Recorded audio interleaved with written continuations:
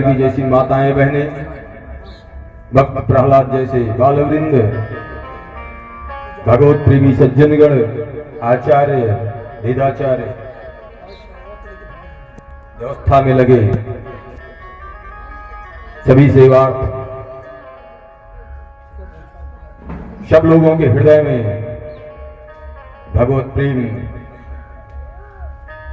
को देखते हुए आपके हृदय में बालकृष्ण लाल की अद्भुत झांकी को देखते हुए नमन वंदन करते हुए आज की कथा में हम प्रवेश करते हैं।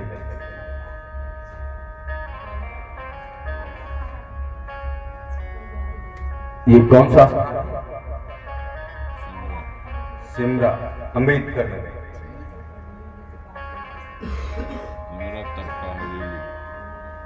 जी।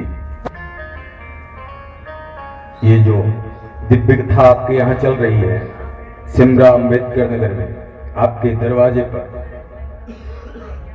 ये जब कई जन्मों की तपस्या होती है तब ये कथा होती है, क्योंकि कहा गया है कथा भागवतश्यामि नित्यं भवति यदि गृहे तद्गृहं तीर्थरूपं हि वस्तां पापनाशनम्। जिस स्थान पर जिस घर में कथा होती है वो स्थान तीर्थ हो जाता है, वो स्थान ही दिव्य हो जाता है। तो ऐसे दिव्य स्थान पर हम लोग बैठ करके जो है कथा श्रवण पाठ करने का जो मौका मिला है ये ऐसे नहीं मिला है, ये तब मिलता है जब कई जन्मों का जो है आपका पूर्ण कर्म लगता है तब।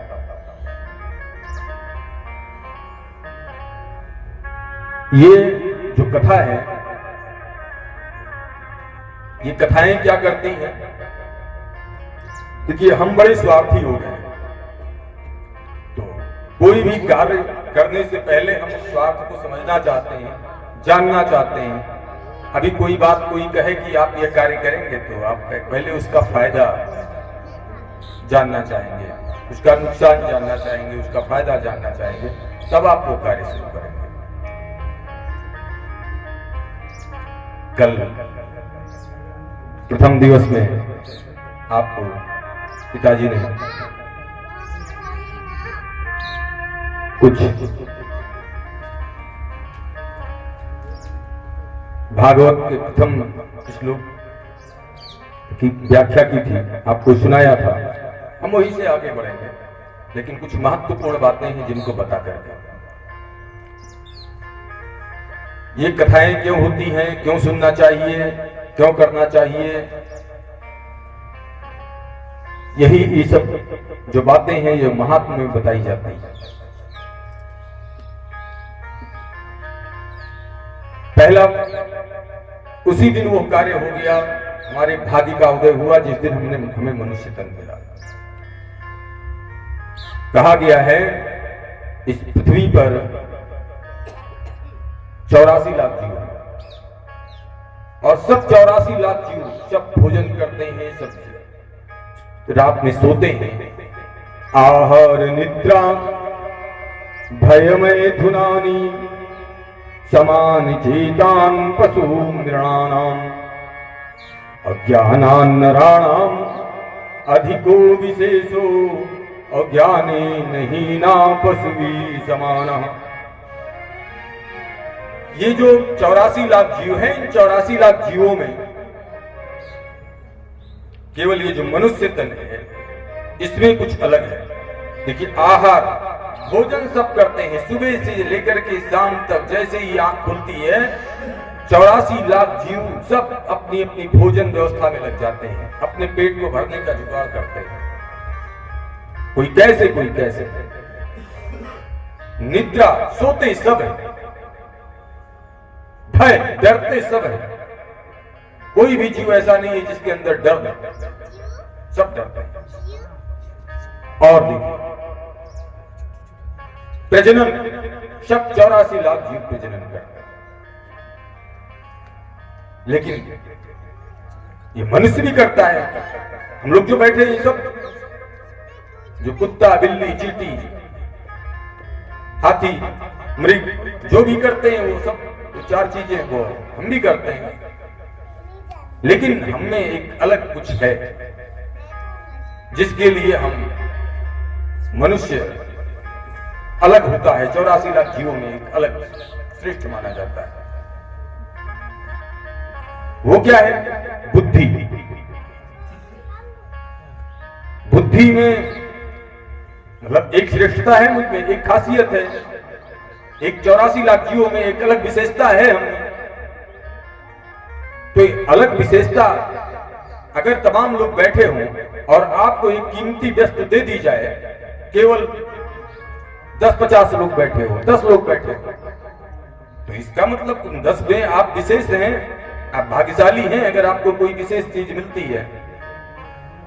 तो 84 लाख जीव हैं और अगर उसमें से मुझे छांट करके अलग से मनुष्य को अगर एक विशेष व्यवस्था मिली हुई है, विशेष चीज मिली है, बुद्धि, तो हमने कुछ, हमारा कुछ पहले से तप है, कुछ हमारी तपस्या है पहले से, कुछ पूर्ण कर्म मैंने किया है वो प्राप्त करने के लिए, तब मुझे मिला हुआ है। अच्छा, अब ये तो मिल गया, बड़े भाग्य से ये मनुष्य तन ही मिल गया। बड़े भाग्य मानुष तन पावा, सुर दुर्लभ सब ब्रह्म निगावा। बड़े भाग्य मानुष तन पावा, सुर दुर्लभ सब ब्रह्म निगावा।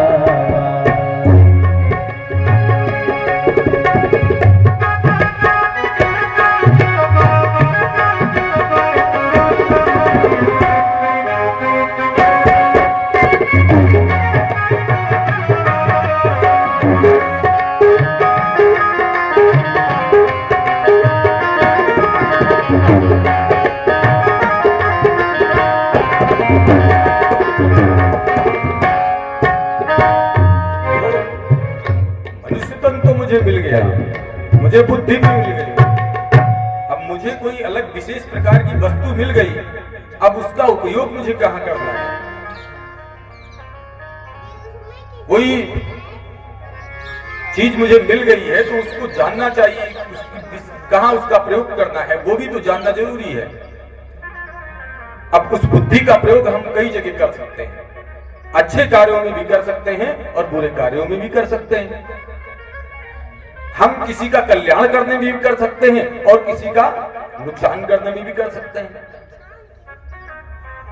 इसका प्रयोग मुझे कहां करना चाहिए, कहां कल्याण होगा और कहां किसी का नुकसान हो जाएगा। अगर आपको कोई शस्त्र दे दिया जाए तो अपनी आत्मरक्षा में भी कर सकते हैं और किसी को दंड भी देने में कर सकते हैं। तो दंड देने में किसी का नुकसान हुआ और आत्मरक्षा में अपनी सुरक्षा हुई। तो हमें इस बुद्धि का प्रयोग कहां करना चाहिए, इस बुद्धि का प्रयोग कहां करना चाहिए, ये ज्ञान मुझे कहां से मिलता है? ये ज्ञान मुझे मिलता है सत्संग से।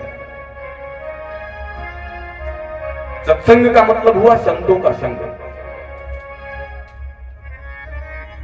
और इसीलिए कहा गया है सत्संग करो, सत्संग करो, सत्संग करो, सत्संग करो, संग करो, सत्संग करो, सत्संग करो, सत्संग करो, सत्संग करो, सत्संग करो, सत्संग करो, सत्संग करो, सत्संग करो, सत्संग करो, सत्संग करो, सत्संग करो।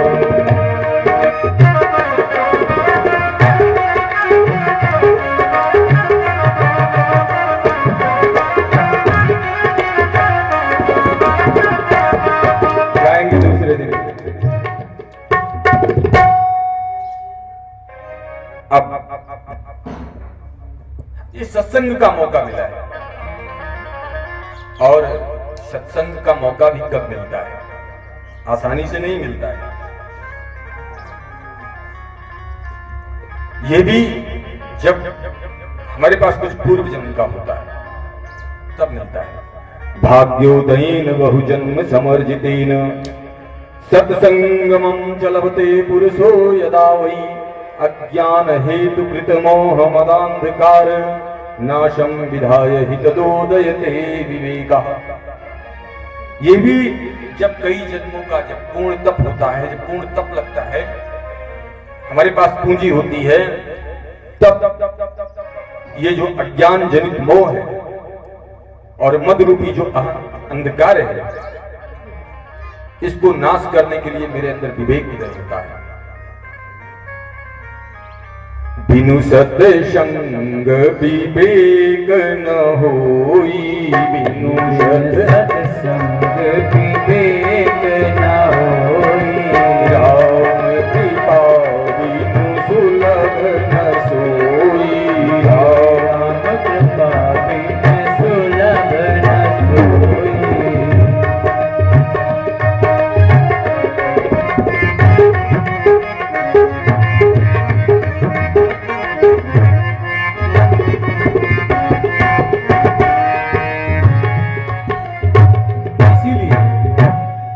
कहीं भी कथा हो रही हो, उस कथा में हम कितने भी विद्वान हो, हमें जाना चाहिए। हो सकता है कुछ अलग विशेष चीज बता दें, किसी के अंदर कुछ और विशेष जानकारी हो, वो आपको कुछ बता दे, आप उसको अर्जित कर लें, और अगर वो आप जानते हैं तो कोई बात नहीं, लेकिन कुछ ऐसी भी चीजें होती हैं जो आप न जानते हो। देखिए, हनुमान जी की आप पूजा करते हैं, हनुमान जी को तो आप आरती लेते हैं, हनुमान चालीसा पढ़ते हैं, हनुमान जी को सुनते हैं, हनुमान जी आपके लोकप्रिय हैं, बहुत प्रिय हैं, लेकिन हनुमान जी की विशेषता क्या है?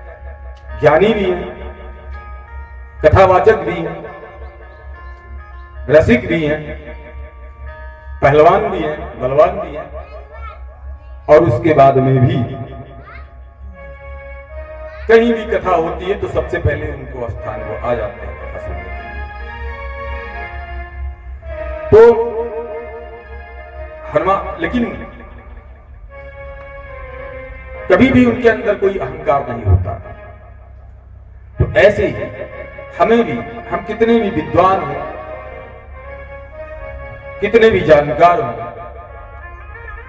श्रेष्ठ हो, लेकिन जब कथा चल रही हो तो हमें कथा सुनना चाहिए।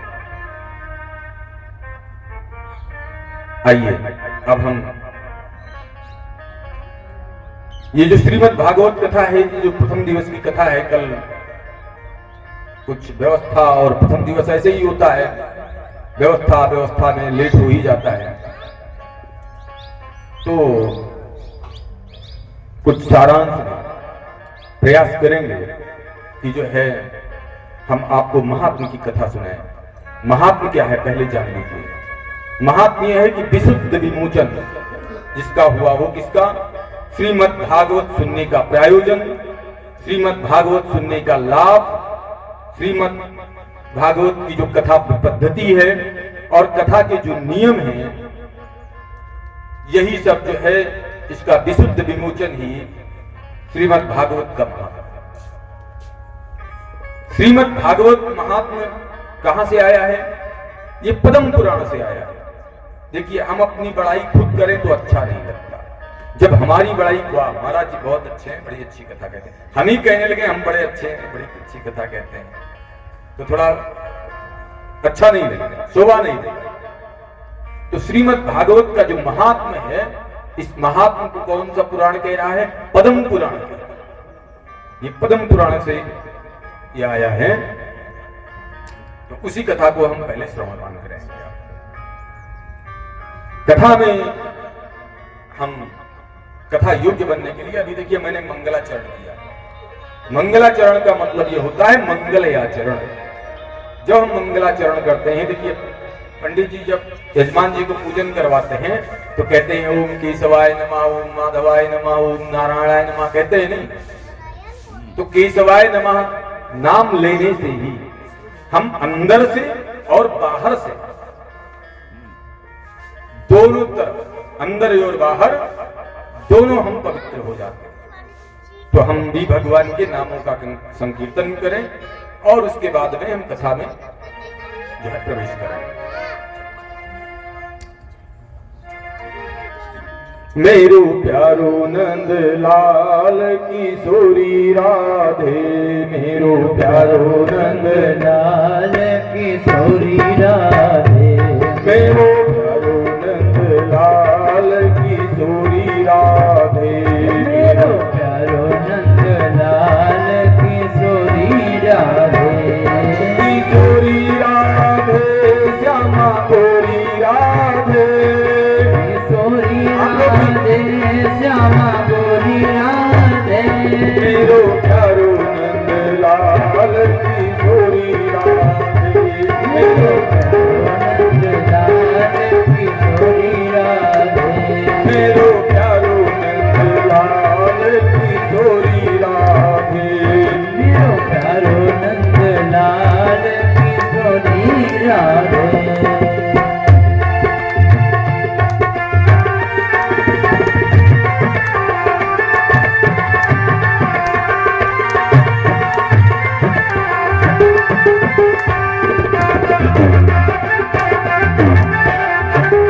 बोले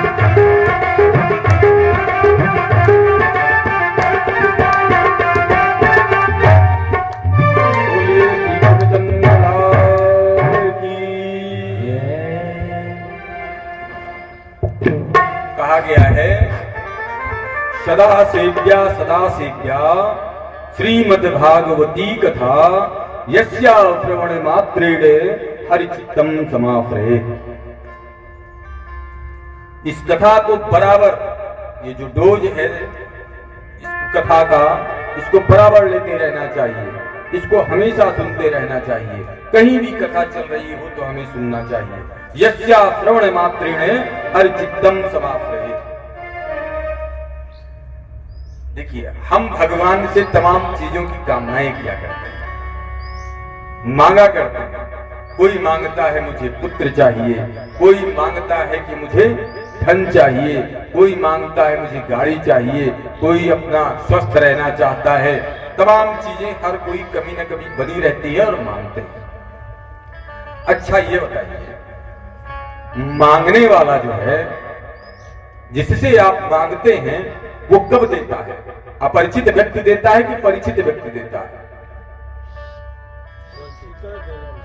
परिचित व्यक्ति देता है, अपरिचित नहीं देता है। और जब परिचित देता है तो पहले मुझे भगवान के इतने करीब जाकर के अपना बन जाना चाहिए। अपनत्व जब हो जाता है तब मुझे मिलता है, मांगना नहीं पड़ता है। तब तो वो आपका खुद आपकी तरफ देखता रहता है कि क्या कमी है, वो आपके उस चीज को पूरा करता है। हम 5 रुपए का लड्डू लें, हम प्रतिदिन पूजा करें घर में बैठे और यही केवल पहुंचे वह मांगना ही शुरू कर दें। मांगिए ना, पहले परिचय बनाइए, करीबी बनिए, प्रिय बनिए, तो हर चित्तम समाश्रयेत। ये कब होगा?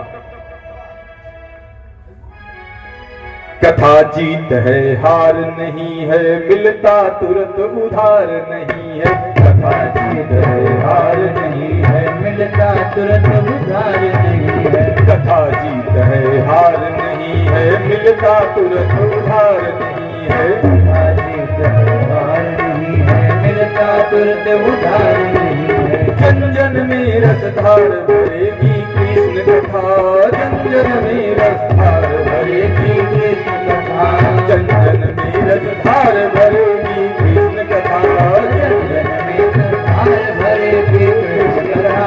सबका बेड़ा पार करेगी कृष्ण कथा, सबका बेड़ा पार करेगी कृष्ण कथा। कथा जीत है हार नहीं है, मिलता तुरंत उधार नहीं है। कथा जीत है हार नहीं है, मिलता तुरंत उधार नहीं है। कथा जीत है हार नहीं है, मिलता तुरंत उधार नहीं है। कथा जीत है हार नहीं है, मिलता तुरंत उधार नहीं है। सबका बेड़ा पार करेगी कृष्ण कथा, सबका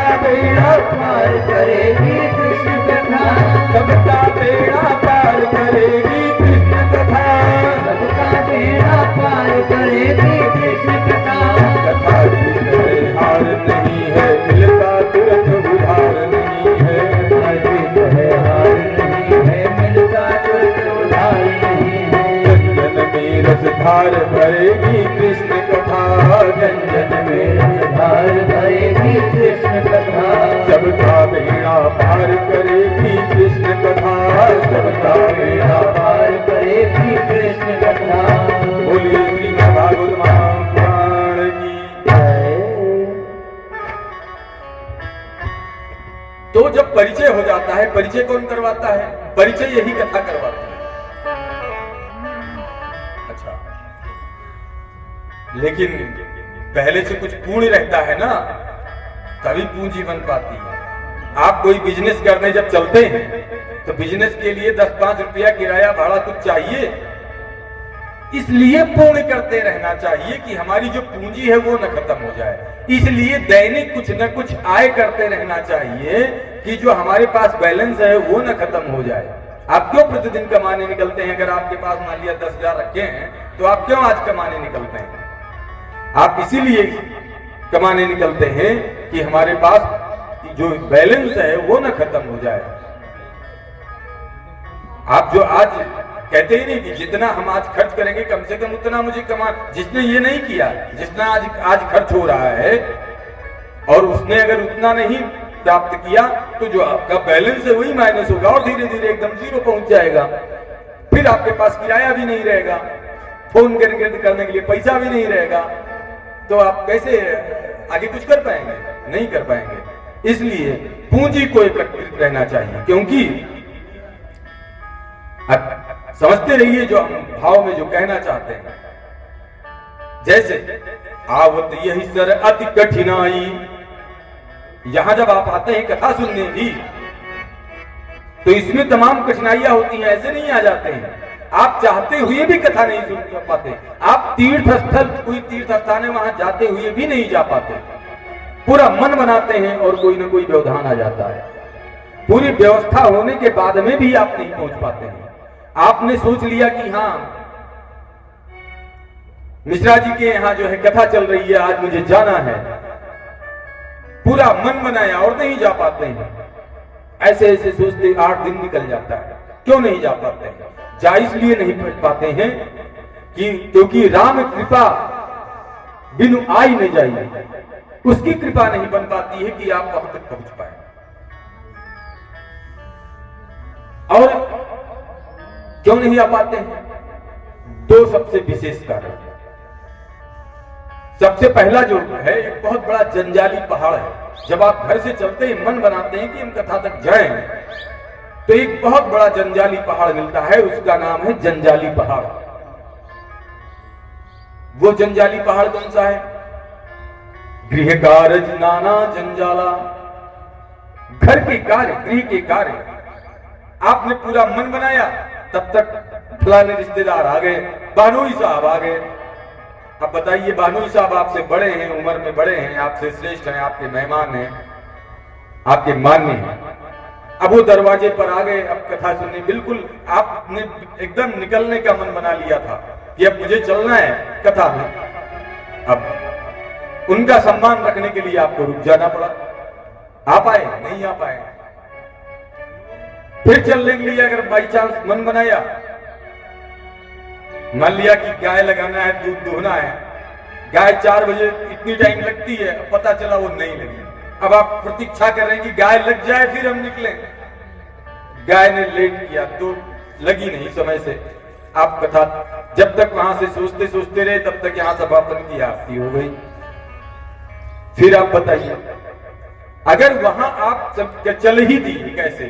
वहां से आप चल दिए, रास्ते में फलाने मित्र मिल गए, आपके बचपन के मित्र हैं, आपके साथ हाई स्कूल इंटर किया है, वो मिल गए और कहा कि कहां जा रहे हैं? भैया मिश्रा जी की यहाँ कथा चल रही है, वही चल रहा है, वो बड़ी अच्छी कथा है, चलो सुनते हैं, वही चल रहे हैं। अरे इतने दिन बाद मिले हैं और आज ऑस्ट्रेलिया और भारत का मैच बहुत बढ़िया बेहतरीन चल रहा है, और कथा तो हमेशा फिर किसी दिन यूट्यूब पर सुन लेंगे, लेकिन हमें वो मैच कहां मिलेगा? चलो मैच का लाभ उठाते हैं। नहीं तो भैया वहां आज काउंटिंग चल रही है झारखंड में, मध्य प्रदेश में, चलो वो देखते हैं। गई कथा। अब ये क्या है? ये नदी कुतर्क भयंकर भारी, रास्ते में कुतर्की लोग मिल गए। अब ये जो कुतर्की नदी है, इसको जब आप पार कर पाएंगे, ये दोनों कब पार कर पाएंगे? जब पार कर पाएंगे, अति हरि कृपा जाई पर होई, जिस पर इनकी कृपा होगी, हरि की, उनको ये नहीं रोक पाएंगे। उनके लिए ये मार्ग बहुत आसान हो जाएगा। तो इनकी कृपा कब होती है? जब हमारे पास पहले से पूर्ण उपलब्ध रहता है, पूंजी उपलब्ध रहती है, तब होती है। तो हम लोग भाग्यशाली लोग हैं।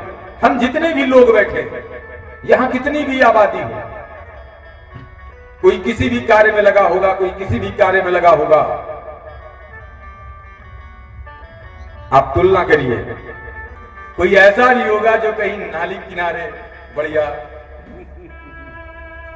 आराम से सो रहा होगा, कोई कुछ कर रहा होगा, लेकिन हम भगवान की कथा में बैठे हैं। अब आप खुद अपना थर्मामीटर लगाइए, खुद पैमाना लगाइए कि हम भाग्यशाली हैं कि नहीं हैं। अगर हम कथा पांडाल में बैठे हैं तो हम श्रेष्ठ लोग हैं, हम भाग्यशाली लोग हैं जो इस कथा पांडाल में बैठे हैं।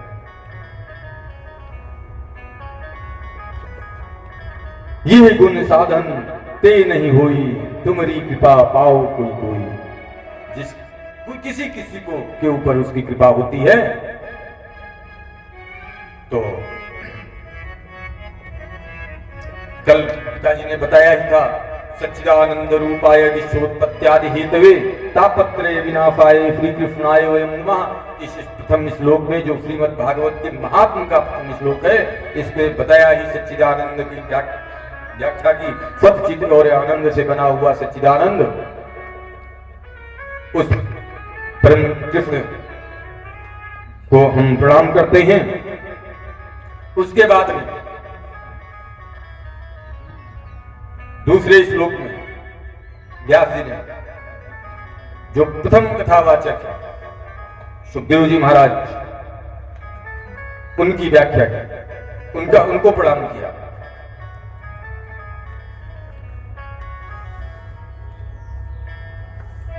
वो कौन है, कैसे है? यम प्रव्रजन्तमनुपेतमपेत कृत्यम द्वैपायनो विरह कातरया जुहाव पुत्रेतु तन्मयतया तरो विनेदो तम सर्वभूत हृदयं मुनिमानतोऽस्मि। ये जो आज हम लोग जो कथा सुन रहे हैं, ये जो दिव्य कथा हम लोगों को मिली हुई है, जिन्होंने पहली बार इस कथा को कही, जो प्रथम वक्ता हैं श्री सुखदेव जी महाराज, उनको प्रणाम किया। अच्छा, हम लोग अगर इस लोक में नहीं प्रणाम कर सकते हैं तो ऐसे ही गा करके तो कर सकते हैं ना। तो एक बार हम लोग भी प्रणाम करते हैं, कर लें तालियों की सेवा के साथ। प्रभु की कथा सुनाने वाले, प्रभु की कथा सुनाने वाले, प्रभु का नाम बताने वाले, प्रभु की कथा सुनाने वाले, प्रभु का नाम बताने वाले, तुमको लाखों प्रणाम, तुमको लाखों प्रणाम।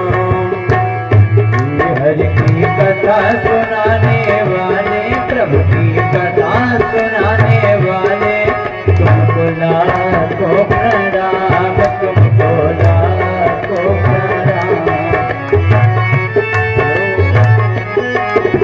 तालियों की सेवा के साथ।